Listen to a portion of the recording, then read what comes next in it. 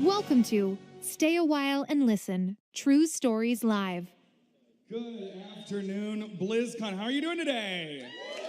Fantastic, and hello to everyone on the virtual ticket at home. This is Stay a While and Listen, True Stories Told Live. We have three incredible storytellers for you here today.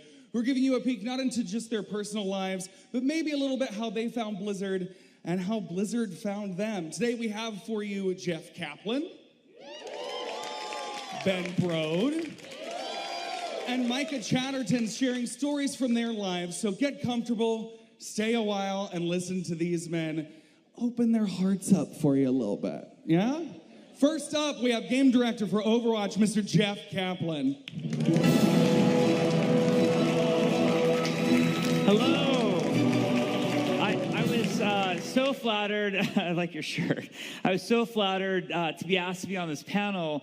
And when they asked me to be on the panel, they said, think of a story that people ask you about often. And one of the things that people always ask me about is, how did you end up becoming a game designer? And how did you end up being at Blizzard Entertainment? So this is that story. So I was actually the youngest of three brothers. I have two amazing older brothers.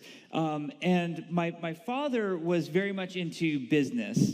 And my two older brothers have gone on to, one of them is a CFO, and the other works in mutual funds. So I have a very business-oriented family. And I don't know what happened, but I got that black sheep gene in me. And the initial thing that I wanted to be when I grew up was a drummer. And I played the drums from a very early age, and I played in every form that you could imagine. I was in every type of band, orchestra, marching band, you name it. I just loved the drums, and I wanted to be a professional drummer. And my very business-oriented family didn't see a huge future for me as a drummer. They didn't think it was a very realistic, they were supportive of me, but at the same time, maybe there were other things that I should be doing for a living. So being super not business-oriented, I came up with, I will become a filmmaker. That seems reasonable and practical. And me and my best friend from high school, a guy named Lee, we just loved making movies all the time. We were constantly, writing different stories, and we would steal all the video equipment, and we make all these movies. So I had it set in my mind I was going to become, the next Martin Scorsese, and it was going to be amazing. And I would just go to school and become a film guy. So I lived in Southern California, so I decided to go to the University of Southern California, which has a really great film school, which I did not get into. I got into USC, but I didn't get into the film school. And during my whole time at USC, I was able to get an internship at Universal Pictures in the story department. And I did every type of intern job over the next 4 years at Universal that you could imagine. And I both loved and hated working in the film industry. I loved all the super creative people that I was working with, but I hated a lot of the business and the politics. It was very off-putting to me. And I found like a lot of young people who I thought were brilliant were treated very poorly for weird stratified political reasons or whatever. So I really kind of started to move away from the film industry. And at that time at USC, because I had been rejected from the film school, I started taking creative writing courses. And I fell in love with writing poetry and writing fiction, and I got to study with all sorts of really amazing professors who were professional writers themselves. I even got a scholarship in poetry for $200 from the University of Southern California. So you think, yes. So you think of these football players playing for USC who are on like the full ride, and I brought in $200 of that tuition. So you're welcome, Mom and Dad. I was carrying my part of the tuition on that one. But, I loved writing so much. I finished I got a degree in creative writing, which is a degree that doesn't really do much for you in life. I'm not trying to discourage anybody from it, but if you love writing, it allows you to write a lot, but then there's not a lot of people who say like, boy, we sure need a creative writer to solve this problem right now. Who has a degree? Do I see, There wasn't a big line, waiting for me. So then I worked in my dad's company for a year after I got out of USC. And I loved my dad, and I loved his company and the people that he hired there. They were all super awesome, but it just wasn't for me. I was doing telephone research for a recruiting company. So cold calling people and like finding out I was that annoying person you didn't want on the phone. And it was like terrible. I just wasn't into it. So eventually I applied to graduate school, and I got into NYU, and then I got a master's degree in creative writing. So if you ever want an even more useless degree, I secured that. New York was awesome. I loved living there. I lived there for 2 years of my life when I was in my early 20s, and it's like New York is like the capital of the universe, one of the coolest places on the planet, and I just thought it was so super awesome. And then when I finished up from NYU, I moved back to California. And at that point, I was working part-time for my dad, and he was super awesome. Like he let me work on a contract basis, and he would put me on all of these East Coast assignments. So I could start as early as like 5 o'clock in the morning calling companies on the East Coast, which was like 8 a.m. for them. And then I'd be done in the early afternoon. And as a writer, I had structured my life so I had these long blocks of time to do creative writing. I was trying to write novels, and I was trying to get my short stories published. And so I would have like these like 8-hour blocks of time every single day. I was writing tons of fiction, thousands and thousands of pages. Manuscript pages of fiction, and then I started sending my short stories and my novels around to try to get either agents or literary magazines to publish my stories. And I am a terrible writer. I'm really bad. And as the years went on, I just kept getting more and more rejection slips. This is back in the late 90s when everything was like actual paper and mail getting, mailed around. And I saved up for 1 year. I saved all of my rejections, and I had gotten, in 1 year, 172 rejections from literary magazines. And I honestly became very depressed from that. It was like, I felt like a failure. I felt like I wasn't going to be good at anything. And I kind of had that straw that breaks the camel's back moment where I literally gave up. And I'm disappointed in myself for saying that, but I did. I had a moment where I decided, I'm a terrible writer, and I'm never going to make it, and I'm not going to do this anymore. And I was still, working for my dad's company in the morning, but then I had these huge blocks of time. Now, I had these long 8-hour, plus blocks of time that I used to spend writing every day. And so what better way to fill that time than playing tons of EverQuest? And so I started playing a lot of EverQuest. EverQuest has a function called /played. You type /played, and it repeats how much time you play the game.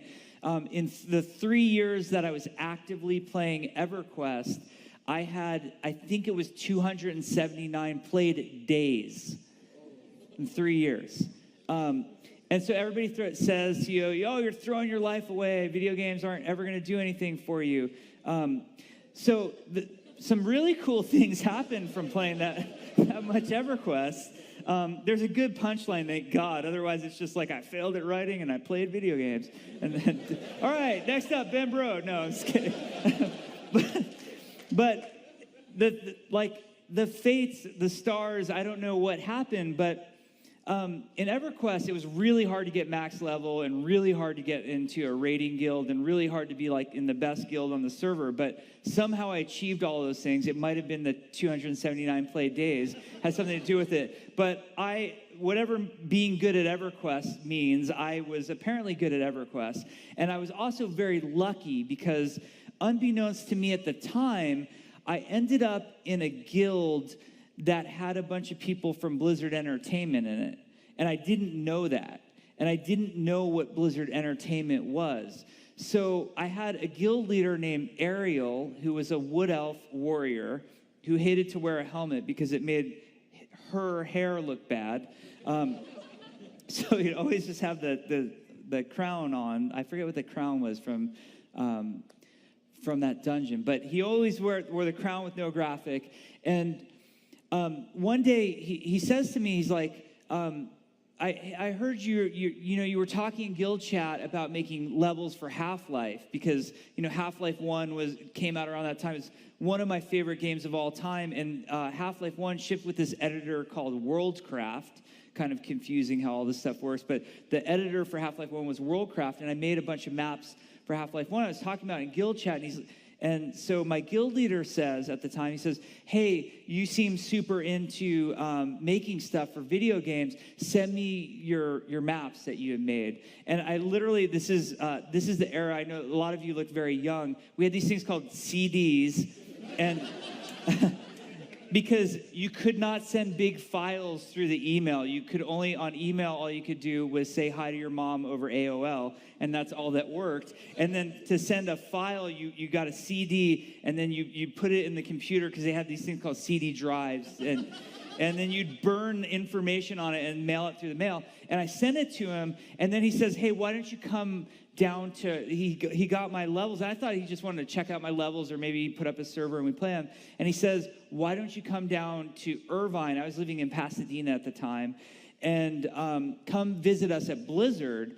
And I'm like, that's a surefire way that I'm going to get attacked, because who meets people from the internet? That's scary and terrifying.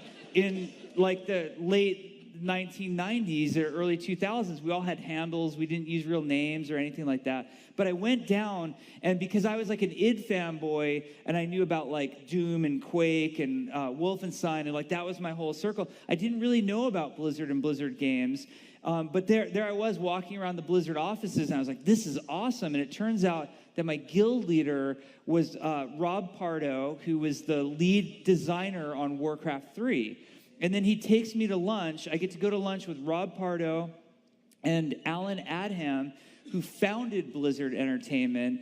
These guys are taking me out to lunch, and we have this amazing lunch where we're just talking about how awesome EverQuest is, and all like talking about dragons and how to beat different bosses. And what I didn't realize, and I know now in hindsight, is these guys were really like interviewing me at the time, but I didn't know that. I didn't know World of Warcraft existed, or they were going to try to hire someone like me. So eventually, Rob had to step down as guild leader because he had to work on Warcraft 3.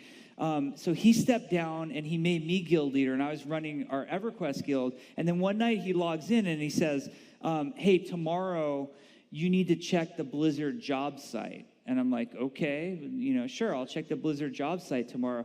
And World of Warcraft had just been announced. It was like a big deal, like, oh my God, Blizzard, those RTS guys, what business do they have making an MMO? But they're gonna try. Seriously, no one thought it was gonna work. And then Rob, the next day, he said, check the job site. And I checked the job site, and it's now hiring, we're looking for a quest designer, must have a degree in creative writing. And so, and it was like the most awesome, like if I'd ever been targeted, before. And so Alan and Rob had really like targeted me. And then I went through the most glorious interview process ever that involved things like I think it was my second interview was with Chris Metzen. And there were two firsts in my life on that interview. It was the first time in an interview that anybody used the F word about 30 times, I think, in like, just in the introduction. I'm like, wow, I didn't know you could say it that many times, just shaking hands. And then the second thing, it was the first time on a job interview that I ever had to stop and buy someone a pack of smokes. So that was my interview with Chris, and it went well. And then my final job interview, like the very, because like job interviews, never like just, you meet the person and you're hired. At least not for me, maybe I'm bad. But my job interviews dragged out for a really long time. And then I had my final job interview was with Rob Pardo, Alan Adham, and Bob Fitch. And Bob is an amazing programmer. He's been at Blizzard for, I think, over 25 years now. And in my final interview, they took me, it was in Costa Mesa. You can go, and it's right off the 55 while you're here in California, the exciting things I'm showing you. They took me to an Arco Jack in the Box. So it was half gas station. It was a gas station that had a Jack in the Box in it. And it was my final job interview for Blizzard Entertainment. And I remember, I literally can remember sitting like processing in my head. And I to this day, I'm not making this up. I'm like, if these people think that a final job interview, like an appropriate place for lunch, is Arco Jack in the Box, I absolutely must work there. This is the coolest place on earth. And that is my story, if you were ever wondering how I ended up at Blizzard Entertainment. And I really appreciate your time. Thank you. Thanks, Jeff. I don't recommend hanging out in Jack in the Boxes hoping to snipe an interview as it's ending. We have a recruiting team now. So there's a website, they're down in the lobby. I recommend visiting them. Leave the fine folks at Jack in the Box Arco alone. Next up, we've got a giant of a man, both in stature and sound, game director for Hearthstone, Mr. Ben Brode.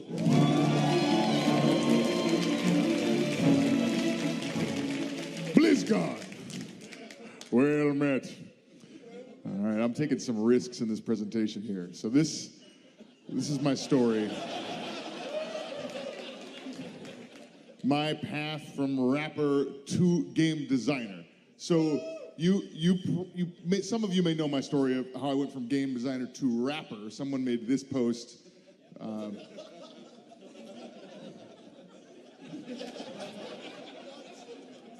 This is for an expansion. They didn't have a song in it, and so maybe foolishly I obliged.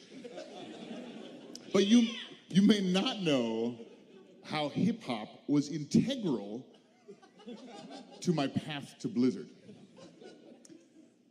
But you will soon. Okay, so this is you.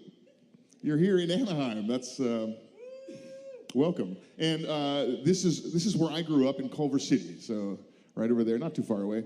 And I went to Culver City High School, and I was at an assembly, an impressionable young man. And at the assembly, I got to see something that changed my life forever. I saw the newly formed Culver City High School step dance team perform. And have you guys seen step dancing? Do you know what this is? Okay, like most of you said no. So it's incredible. I saw it. I couldn't believe it. It's energetic. It's fun. It blew my mind. And this is my buddy Joey Lutz. The very next day, me and Joey applied to join the Culver City High School step dance team. And this is the leader of the Culver City High School step dance team, Tehran, and he said, if you want to have a chance to join this team, you have to stop listening to the music you're listening to. You must listen to only rap and hip hop for the next month. If I catch you listening to anything else, you're out.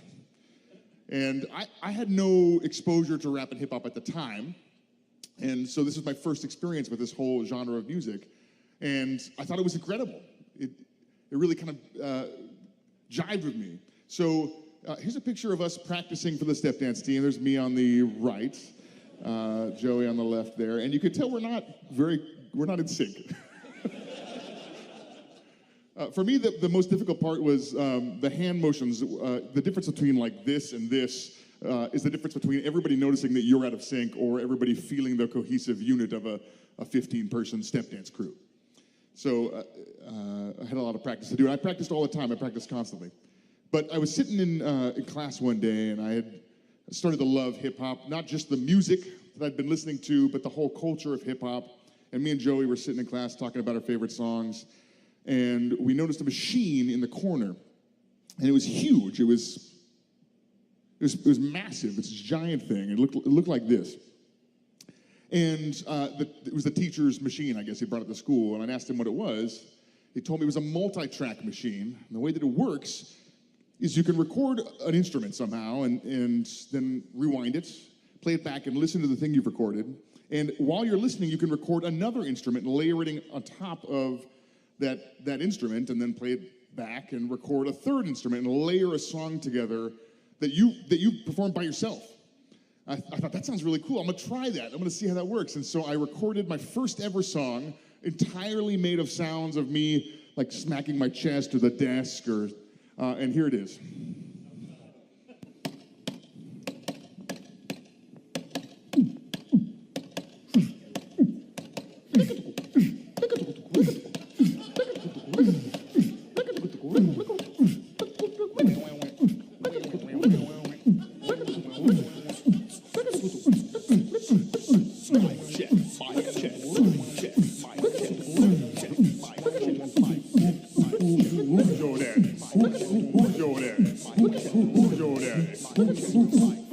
Who's your daddy? Who's your daddy? Okay, all right, okay.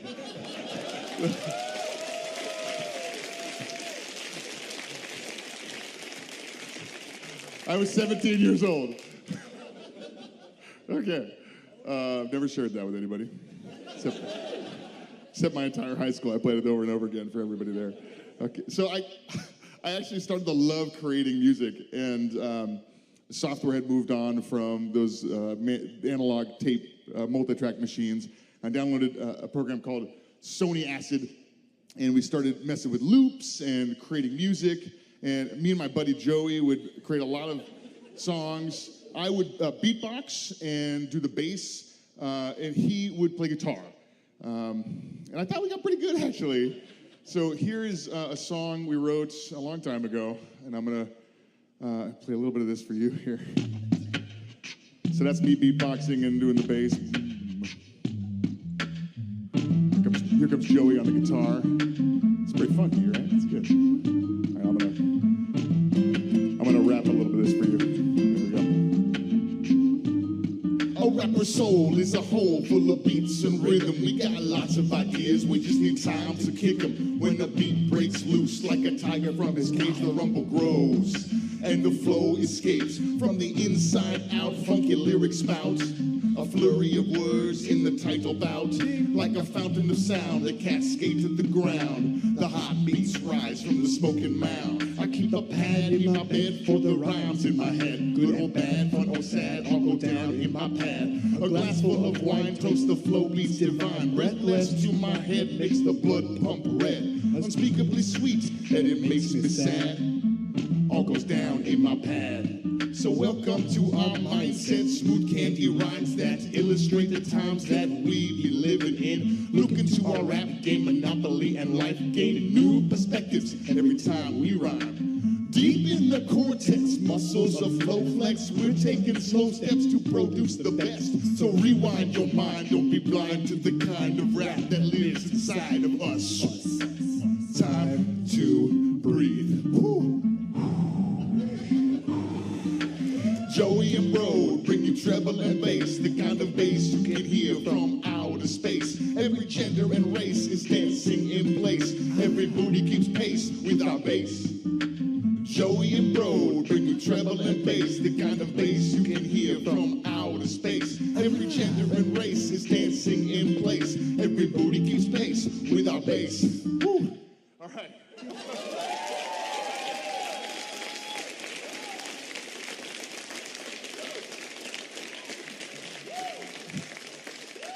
Thank you, Young Woo.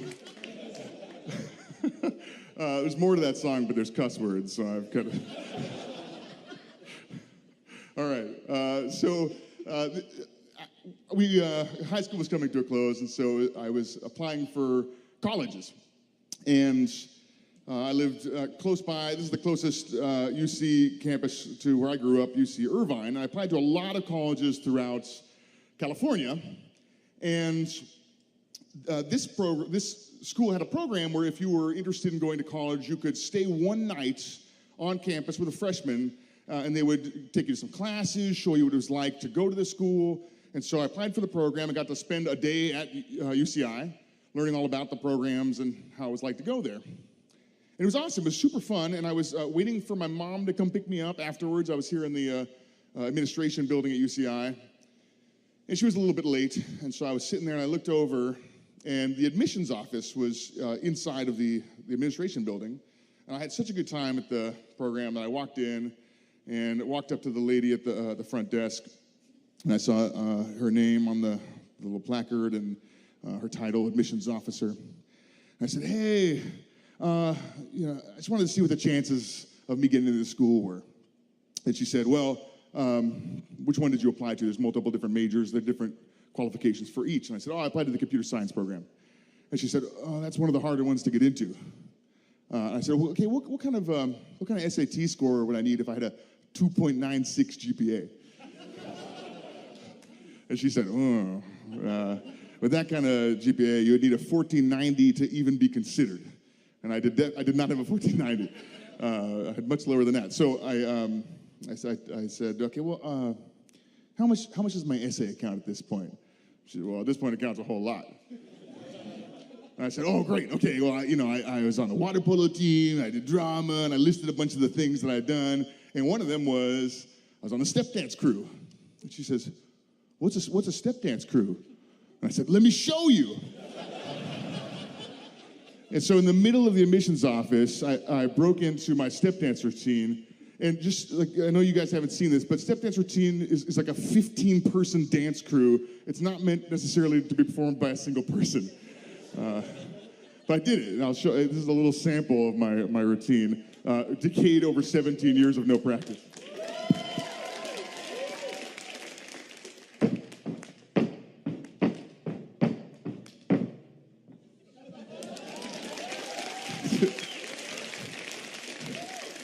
The real version was much longer than that, and it kept going. And at the end of it, the entire admissions office had stopped working, and they were all looking at me. And I said, okay, well, thanks. And I backed out of the admissions office and went to go sit down away from my mom. And a minute later, the lady I was speaking to came out, and she said, hey, what's your name? And I said, oh, I'm Ben Brode. And she said, oh, I'm really looking forward to reading your essay. And so a month later, every school I had applied to declined me, except UCI. And I got accepted to UCI, and the person who accepted me had signed the acceptance letter. It was the person who I'd performed my step dance routine for.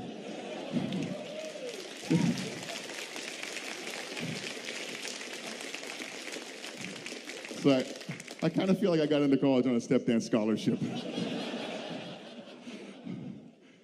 So what I didn't know at the time, this is a map of UCI campus here.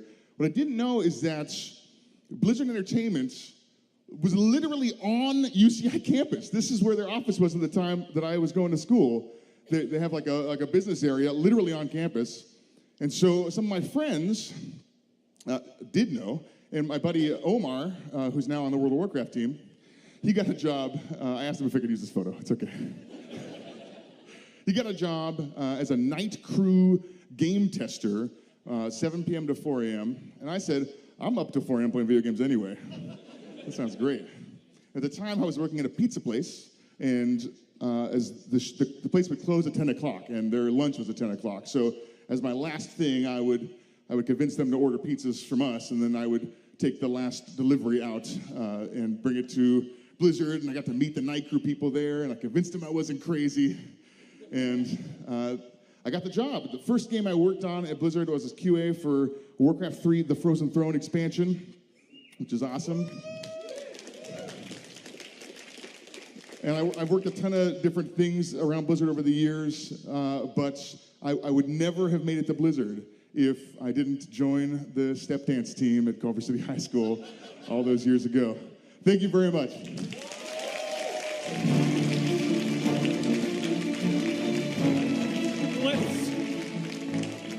Let's hear it for Ben Brode. I'm pretty sure Hall A beneath us heard it for Ben Brode.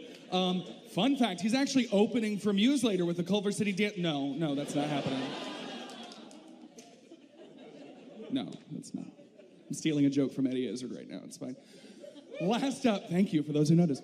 Last up, I'm really excited about this next one. We've got a gem of a person coming up with a very special story to the Blizzard family. Please welcome author of Go to the Living, Mr. Micah Chatterton.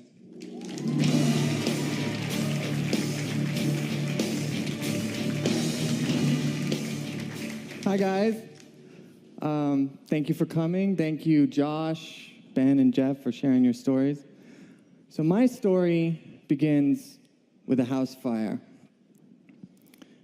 Now,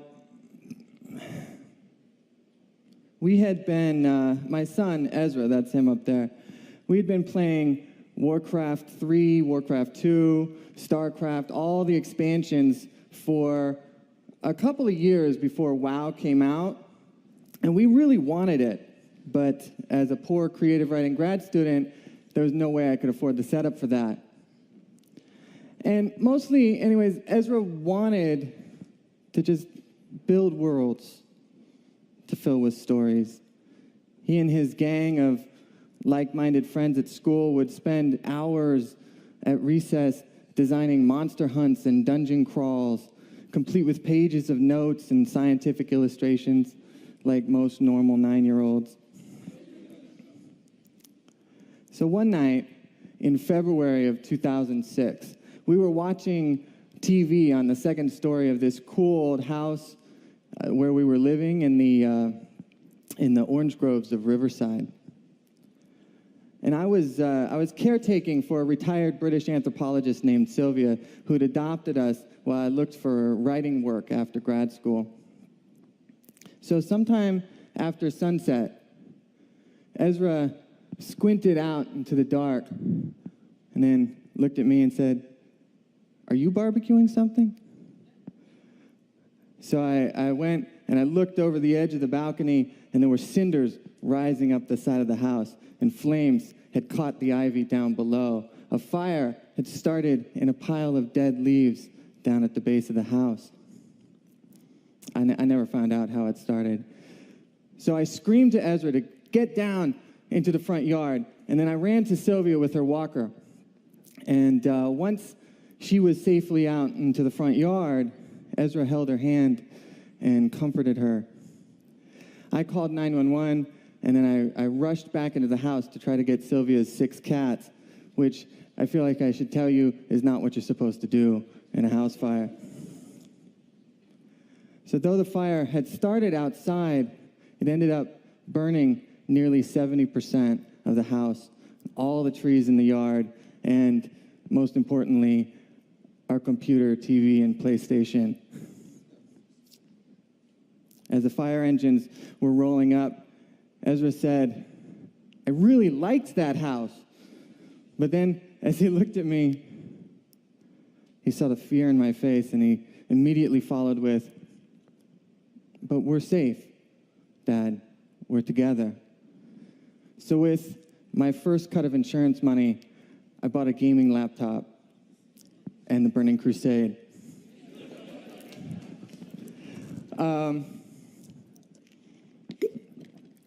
In February of 2007, after our house had been rebuilt and we'd been playing WoW for about a year, Ezra started getting headaches. I thought they were normal at first, but as they grew longer and wouldn't break, I knew something was wrong. A headache would start after breakfast and wouldn't break until dinner. Then he'd go to sleep, wake up in the middle of the night with his head throbbing, throw up, go to sleep again, and start the whole thing over again. The doctors at the clinic that I took him to thought it was eye strain or childhood migraines, food allergies maybe. And they wanted to hold off on an expensive MRI until it was absolutely necessary. Well, after one headache that didn't break for 3 days, it was absolutely necessary and revealed a midbrain shadow. That night, the pain in his head became unbearable, so I checked him into the ER at Loma Linda Hospital. They put him on a morphine drip and cranked it up as high as it would go, which gave him really, really strange dreams. He kept mumbling about a turtle and a squirrel feuding with each other. And the next night, he had a grand mal seizure and slept for 10 days. 10 days of learning just what kind of monster hid in that shadow. 10 days of learning just how much it had taken over his body with metastases seated all down the length of his spine. 10 days of reading to him, praying with him, watching the ventilator pump his breath, and waiting for him to squeeze my hand. When he woke up, finally, he was really hungry and scared. And once I'd explained to him where he was and why, all he wanted to do was go home to play World of Warcraft. He was smart. He knew exactly what kind of danger he was in. But he just couldn't understand why I wouldn't let him go home to our little second-story man cave. There were many other aspects of his life that were cut off in that gray hospital room. Basketball. He loved basketball. His band of friends. Our little corgi dog, Kyle. Bacon. He didn't love WoW more than those things, but somehow it became a symbol of the normal, healthy kid's life that he couldn't have anymore. So I did everything I possibly could to bring him WoW in the hospital. And this was in 2007. So I bought a wireless hotspot that ended up not being any faster than dial-up. You guys remember dial-up? So the game would load for like 10 minutes until the music thumped, and then we just watch our character stutter across the screen for a while. We never finished a single quest or dungeon. We checked the auction house a lot.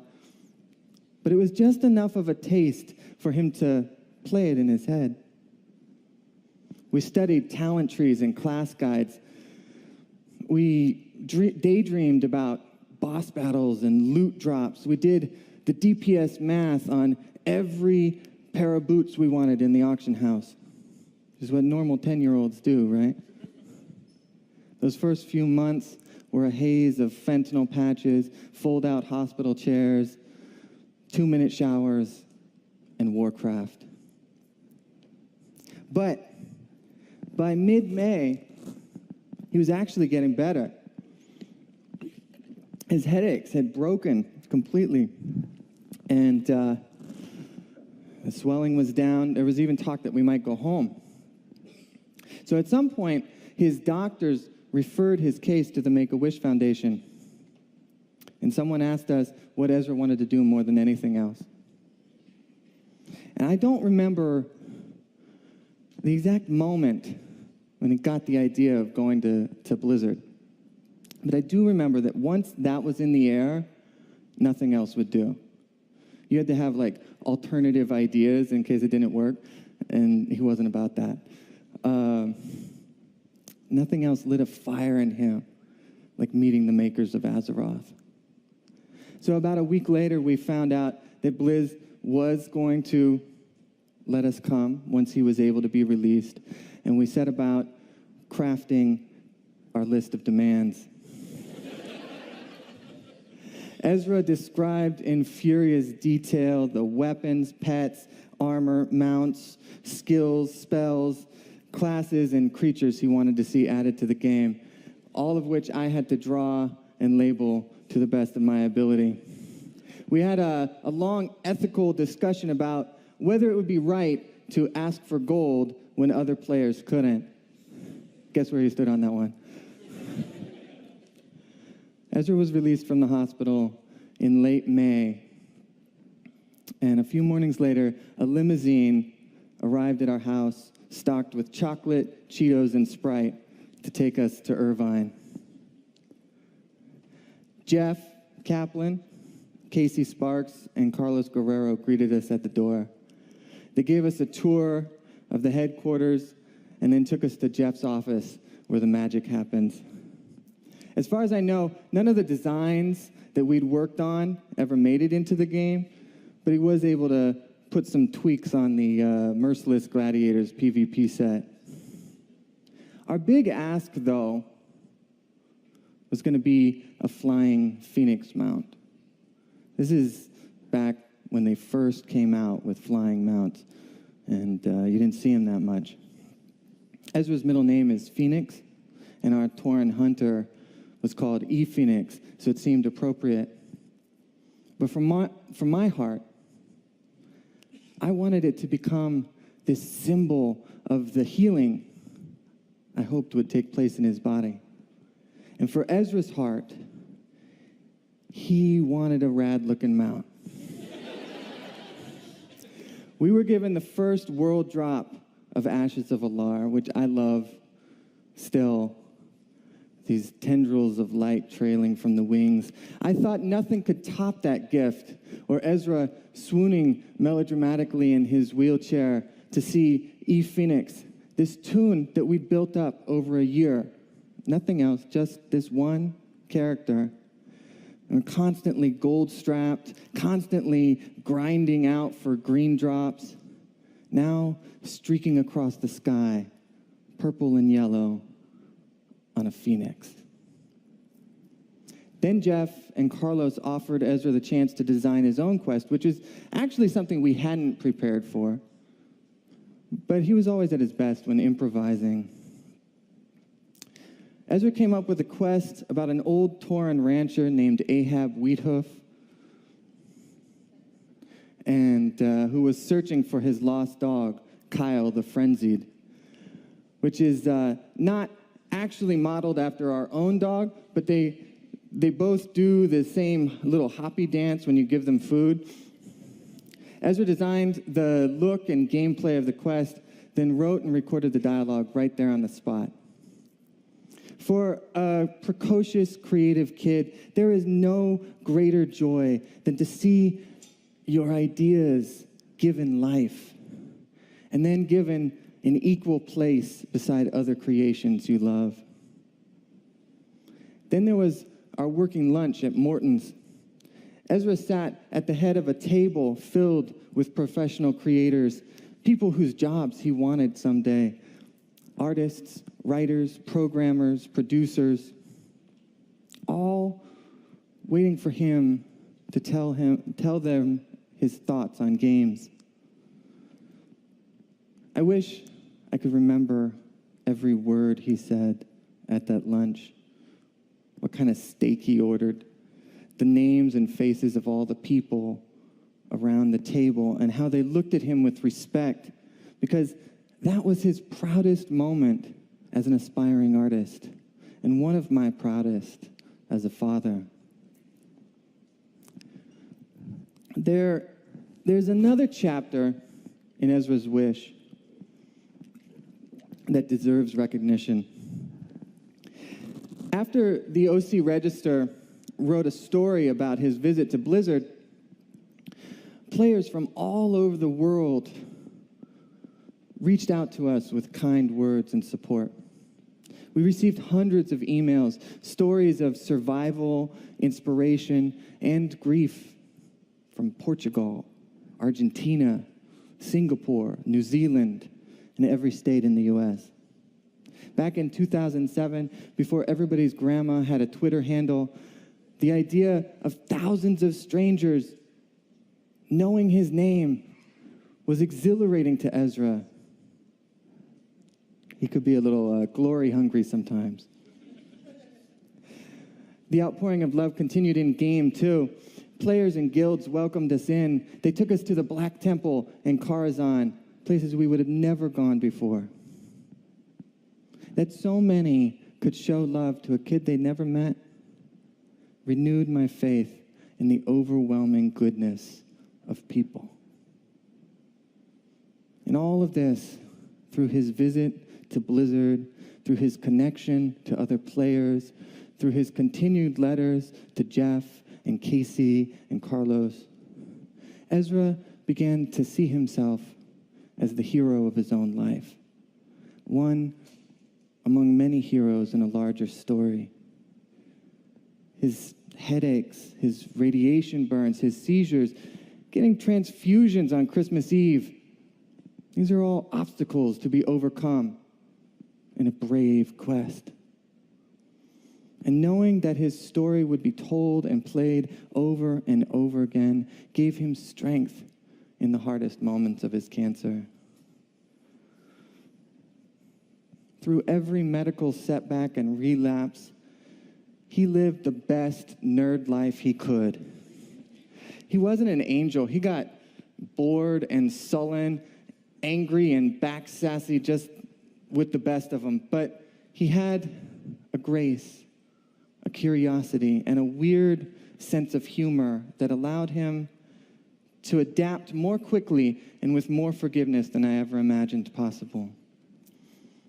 And I don't know if he would have been able to do that without Blizzard and the whole WoW community showing him just how far his spirit extended beyond his body.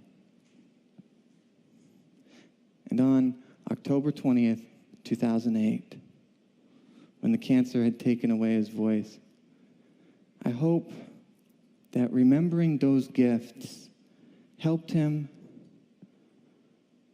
to believe me when I told him we'd be together again someday. Like two heroes blown by a storm to opposite shores of a black ocean, we'd find each other again someday.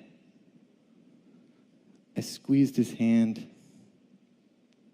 told him I'd never forget him, never stop telling his story, and that our greatest adventures together were still to come, because I believe that.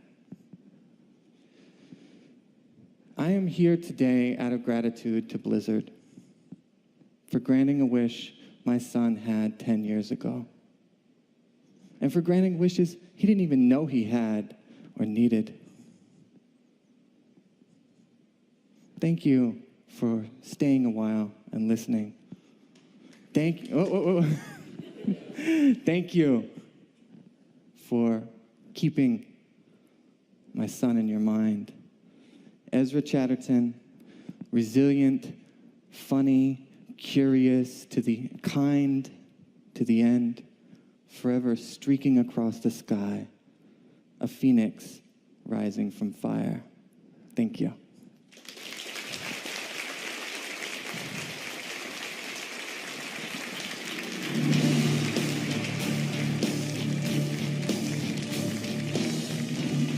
That is it for Stay a While and Listen. Thank you all so much for coming out. Thanks again to Mr. Jeff Kaplan, Ben Broad, and Micah Chatterton. Let's hear it for him one more time.